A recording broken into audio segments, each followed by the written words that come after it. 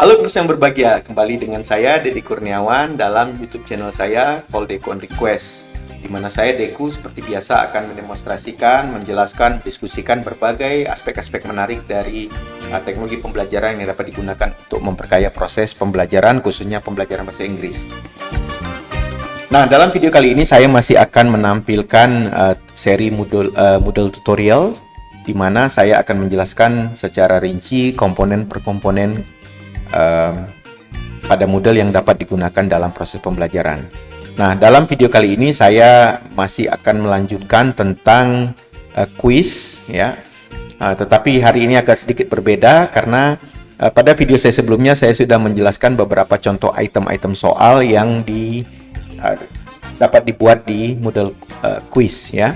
Akan tetapi dalam video kali ini kita akan mencoba melihat satu sudut pandang yang berbeda. Jika pada video sebelumnya itu kita membuat sebuah kuis itu dengan tahapan apa ya, mungkin kita sebutnya dari sifatnya top down. Jadi kita buat dulu kontainer lalu kita buat isinya. Nah, pada video kali ini akan berbeda karena saya akan mencoba untuk menjelaskan bagaimana caranya membuat dari mungkin secara bottom up ya istilahnya, yaitu dengan membuat namanya question bank atau bank soal. Nah, dengan menggunakan bank soal kita dapat membuat soalnya terlebih dahulu dan baru kemudian kuisnya kita buat belakangan, dan kemudian soal itu kita ambil dari question banks, ya. Nah, keuntungan dari membuat question bank ini yang dalam pengalaman saya adalah bahwa kita dapat menggunakan sebuah item soal itu secara berulang-ulang dan dapat ya jelasnya dapat daur ulang. Nah, bagaimana cara atau langkahnya kita akan saksikan segera dalam tutorial berikut ini. Selamat menyaksikan. Oke, nah seperti biasa kita mulai dengan login, ya.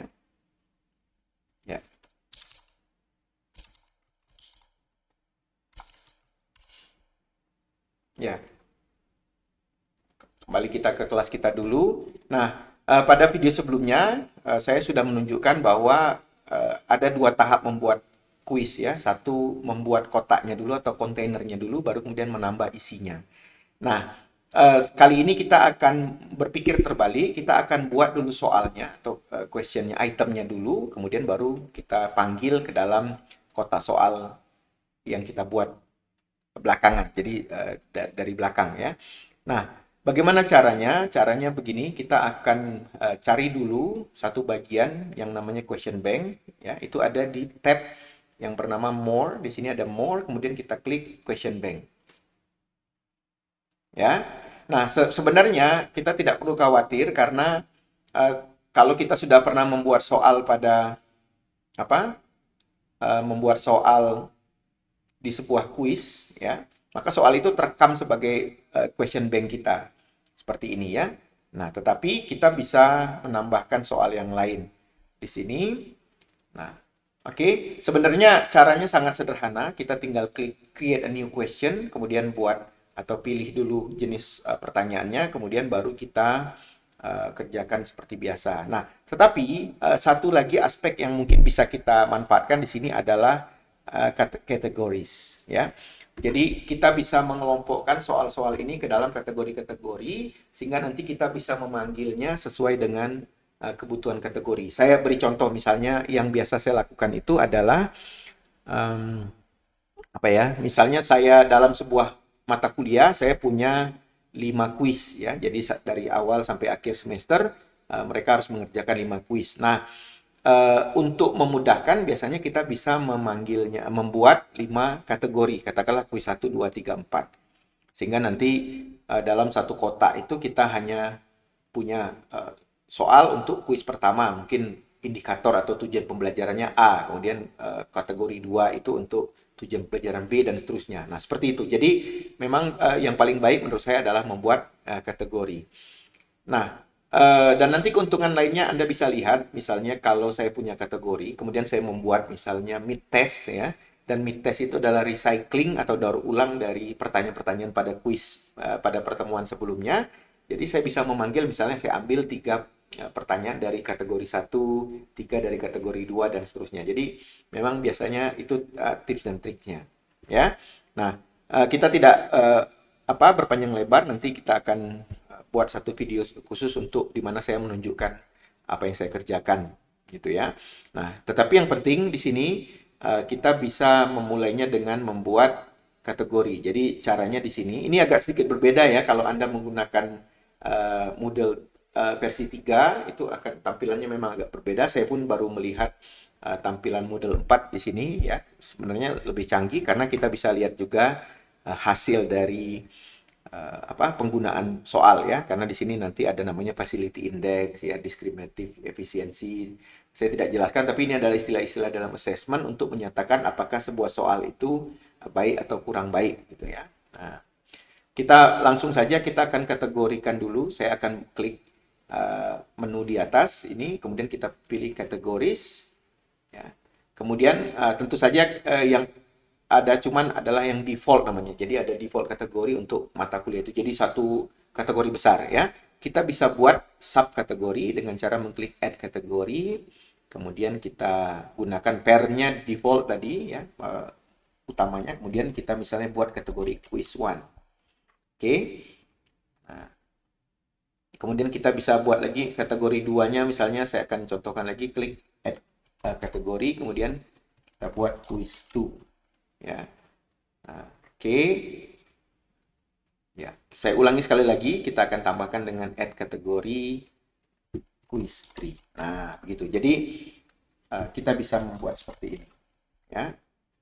Nah, bahkan mungkin kalau kita mau sedikit lebih ya rumit ya, katakan rumit begitu, tapi sebenarnya akan sangat bermanfaat. Kita bisa membuat subkategori. Katakanlah misalnya untuk quiz 1, oh di sini saya double ya, quiz 1-nya 2 kali. Oke, enggak apa, biarin aja dulu. Kita klik add kategori, kemudian saya buat pair-nya adalah quiz 1 misalnya. Jadi misalnya indicator 1.1. Nah, begini ya. Jadi itu sebenarnya tips and tricks yang diketahui orang yang belajar tentang membuat assessment ya, bahwa kadang-kadang dalam satu materi itu ada beberapa indicator yang pembelajaran ya. Jadi misalnya indicator 1.2, kemudian kita klik. Sehingga saya sudah punya satu kategori quiz ya, dengan 2 subkategori. Jadi nanti misalnya di indikator 1 saya ambil 5 pertanyaan, kemudian indikator 1 2 5 pertanyaan dan seterusnya. Oke.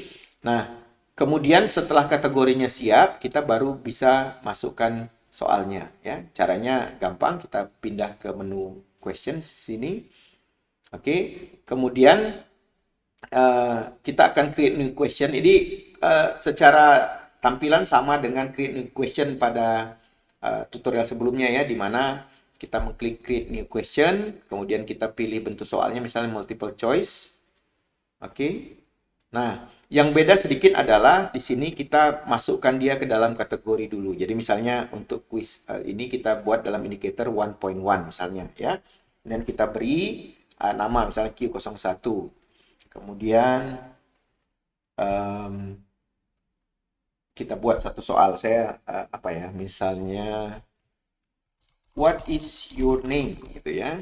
Nah, kemudian di sini saya buat misalnya choice-nya Adi ya, dan ini betul 100 misalnya. Kemudian choice 2-nya everyday misalnya ya. Jadi ya misalnya tujuannya adalah anak mengenali pertanyaan dan tahu apa yang harus dijawab misalnya everyday. Kemudian di sini misalnya yellow. Oke, ini contoh soal yang silly-silly saja ya, untuk latihan. Kemudian misalnya di sini kita buat never misalnya. Nah, oke. Misalnya, oke, sudah kita buat satu soal. Nah, oke, saya sudah siap dengan satu soal dalam kategori 1.1 ya. Saya akan ulangi lagi sedikit untuk memastikan kita paham ya. Oke, kemudian masih ya, jadi kategorinya yang pasti kategorinya harus dimasukkan terlebih dahulu ya. Walaupun nanti bisa juga dipindahkan kalau kita mau misalnya pindah ke kategori lainnya. Q02, kemudian misalnya kita buat pertanyaan lain misalnya, where are you from? Where are you from? Oke. Kemudian di sini Jambi. Oh ya, dan jangan lupa, jangan khawatir dengan kok jawabannya kuncinya A semua. Jangan khawatir karena nanti ABC-nya itu akan diacak oleh sistem. Jadi walaupun kita letakkan di pilihan pertama, pastinya dia tidak akan menjadi jawabannya pasti yang A gitu ya. Dia diacak atau shuffle. Jadi jangan khawatir. Misalnya always, kemudian tiganya misalnya Dedi ya. Kemudian di sini misalnya blue. Ya. Oke, kita sudah punya kunci. Oh, you masuk. Oh, saya salah ketik. Sorry ya, kita pindahkan where are you from-nya di sini ya. Nah, question text. Dan kita Oke, kemudian satu lagi lah ya, karena nanti akan ada gunanya kenapa saya buat begini ya. Klik multiple choice, pilih kategori, kemudian I03,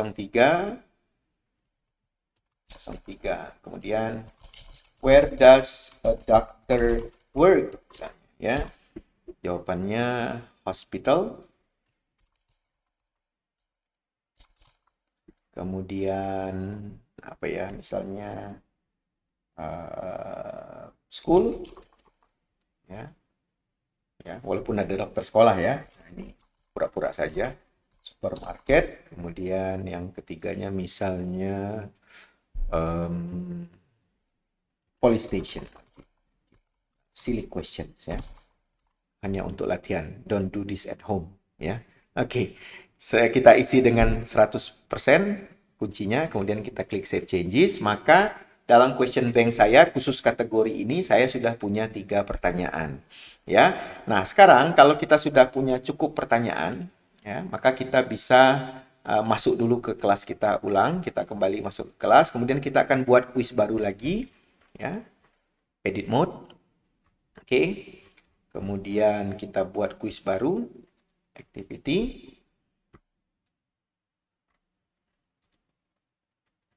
Ya. Kemudian kita buat misalnya kuis 1A misalnya gitu ya. Kita kasih contoh saja. Yang lain saya abaikan saja. Kita klik save and display. Nah, di sini ketika kita add question, kalau pada video-video saya sebelumnya add questionnya itu dilakukan secara manual ya. Jadi bikin kotak isi dengan question. Di sini saya bisa melakukan terbalik, yaitu saya akan memanggil question pada question bank tadi dengan cara klik add question. Nah, di sini ada 2 pilihan sebenarnya.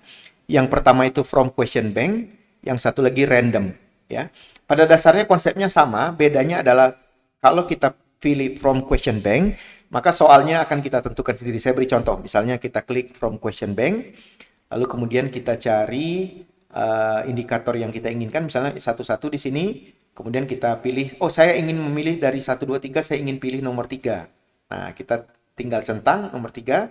Ya, kalau mau ditambah, oh nomor 1 juga, tinggal klik nomor 1, kemudian kita klik add selected question, maka di sini akan muncul pertanyaan yang sudah kita buat tadi.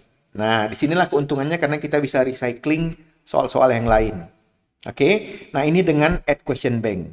Oke, nah sementara akan saya hapus dulu ini karena kita punya metode kedua yaitu namanya random.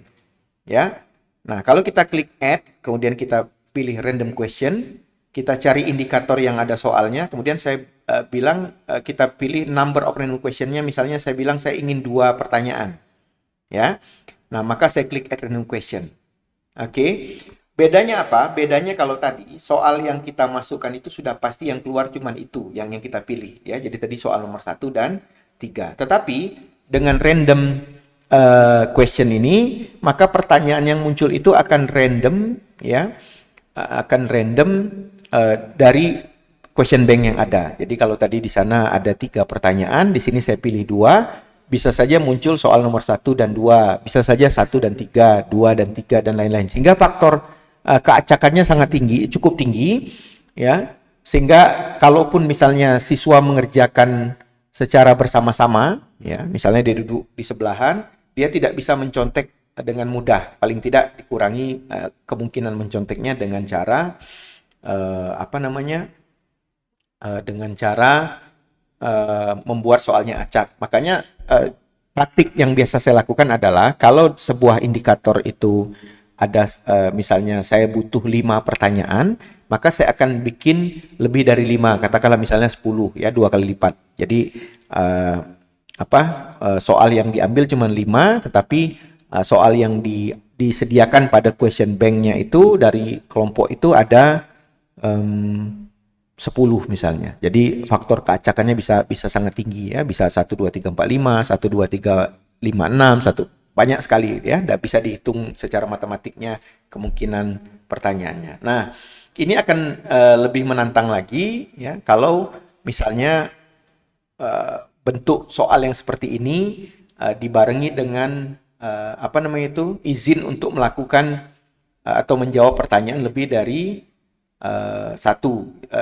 satu kali gitu ya, sehingga kuis yang tadinya untuk mungkin tadi tujuannya untuk mengecek mereka tahu atau tidak bisa kita alih fungsikan menjadi kuis yang bertujuan untuk memberikan pelajaran ya, jadi memberikan ya bukan pelajaran dipukul ya, tapi maksudnya memberikan pelajaran sehingga anak-anak bisa kami belum mengerti yang indikator ini, yuk baca modul sebelumnya tentang ini. Nanti setelah dibaca dia ulang lagi sampai dia memahami konsep. Nah, kalau kita tunjukkan di sini misalnya ya, pertanyaan 1 what's your name, kemudian 2 where are you from ya. Saya akan refresh ya. Nah, saya akan refresh, kemudian kita akan coba yang lain. Maka pertanyaannya itu nanti akan teracak dengan sendirinya. Ini tidak teracak karena saya cuman mengizinkan. Oh, sebentar. Coba kita ulangi lagi dengan kuis ya. Kita ulangi. Kita selesaikan dulu attempt-nya supaya ya. Finish. Jadi where are you from? Kemudian question 1-nya belum saya jawab ya. Oke. Question 1. Nah, misalnya saya jawab yang benar ya. Klik save, finish. Dia akan terkumpul, kemudian akan dinilai secara otomatis ya, karena dia multiple choice kan. Saya balik lagi sekali lagi. Ingat ya, what is your name, where are you from? Nah, kita klik kuisnya sekali lagi. Semoga masih ada attempt di sini. Oh ya, bisa. Ya.